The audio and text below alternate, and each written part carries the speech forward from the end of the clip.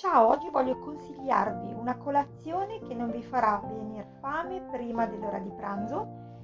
Di seguito degli ingredienti semplicissimi. Passare in padella, io ho proprio messo un filo sottilissimo di olio, poi l'ho asciugato subito. Con una padella antiaderente non si brucerà nulla. Mi raccomando, è importante star dietro subito, appena spuntano le bollicine, girare. Vedete, è molto semplice, ci ho messo 5 minuti. Ho aggiunto come ingrediente speciale 2 gocce di orange, che è un estratto di arancia di Young Living, è un olio essenziale che vi farà benissimo, e alla fine di questo video troverete poi una scheda. Ho fatto anche un pancake un po' più grande, questi piccoli sono per il mio bimbo, a lui piace metterci la Nutella, io invece ci ho messo della fetta di tacchino e del formaggio.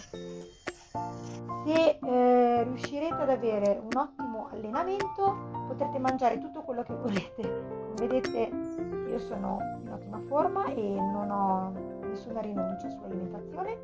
Ecco qui la scheda riassuntiva. Di seguito lo starter kit, dove potete trovare quest'olio, oppure lo potete acquistare singolarmente. Se volete degli approfondimenti, contattatemi per mail. Ciao!